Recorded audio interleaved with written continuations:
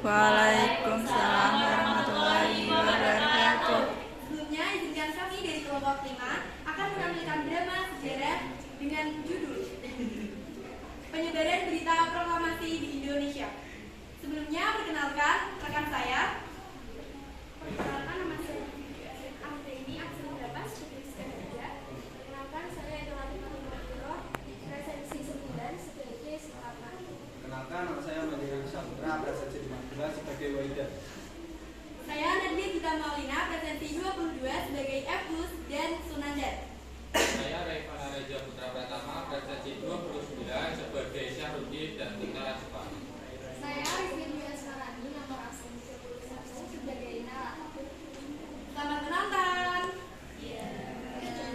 Berita proklamasi meluas di Jakarta dan disebarkan di seluruh Indonesia. Pagi itu juga, teks proklamasi telah sampai di tangan Kepala Bagian Radio dari kantor berita Domai, yaitu Waida.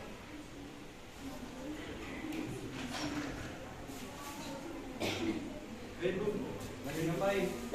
Wah, kebetulan sekali ada tamu, Bu. Ini apa Bu? Wah, Bu Waida ini kan kertas, Bu. Ya tahu Bu kalau ini kertas, tapi buat apa Bu kertasnya? Ini tuh berita proklamasi kemerdekaan Indonesia yang dibacakan oleh Soekarno tadi pagi, Bu. Oh gitu ya? Ini udah selesai, Bu. Kapan kita ke ruang penyiaran Bu? Secepatnya. Kalau sekarang gimana Bu kita ke ruang penyiaran? Waduh, Bu, ini masih banyak urusan. Sebaiknya Bu Waida aja dulu. Oke Bu, saya akan ke ruang penyiaran saja.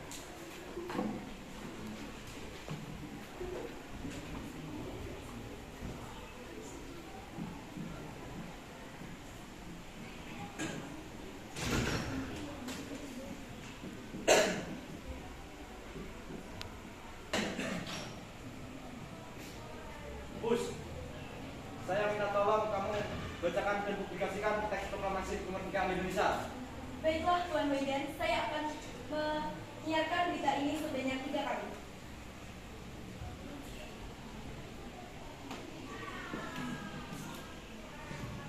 Selamat siang pemirsa. Kembali lagi bersama saya, Eflus. Kali ini kita mendapat berita dari negara Indonesia, di mana mereka telah mendapat berita bahagia untuk seluruh rakyat Indonesia.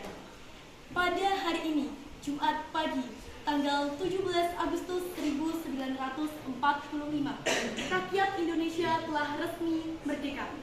Sebelumnya, hidup Indonesia, merdeka, merdeka. Proklamasi kemerdekaan telah diproklamirkan oleh Insinyur Soekarno di Jalan Menteng nomor 31 Jakarta. Terima kasih. Selanjutnya saya akan menampilkan penyiaran berita proklamasi.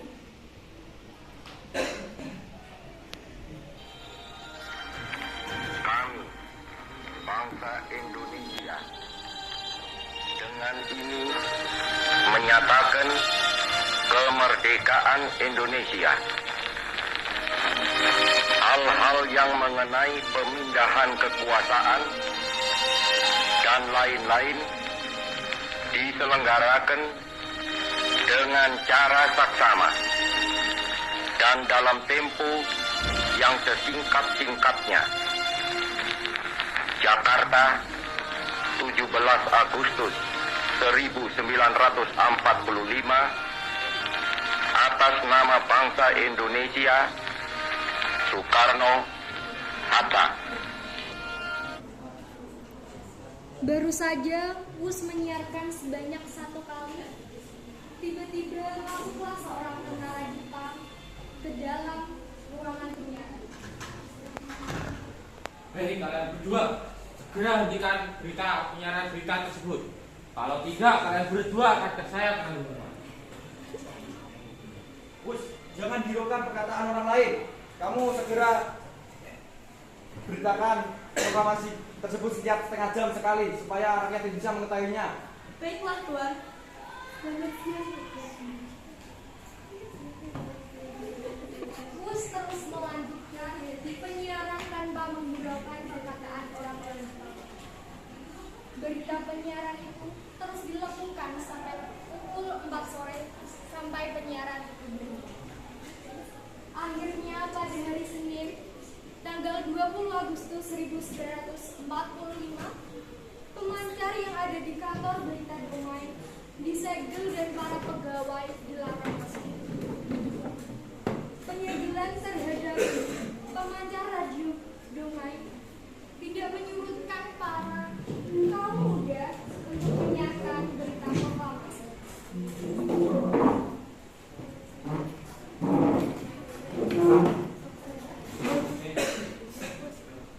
Bagaimana ini? Pemancar yang ada di kantor berita Damai telah disegel oleh pihak Jepang.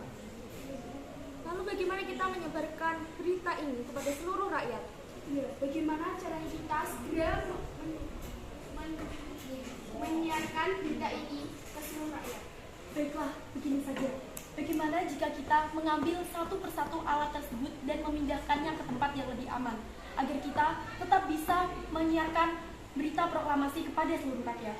Itu ide yang bagus. Tapi bagaimana caranya kita membawa alat-alat itu? Sedangkan kantor berita di Damai sedang disegel oleh pihak Jepang. Begini, kita ambil satu persatu alat tersebut. Terus alat tersebut mau dibawa kemana? Kita bawa saja ke rumah Waidan yang ada di Jalan Menteng 31. Baiklah, itu ide yang bagus.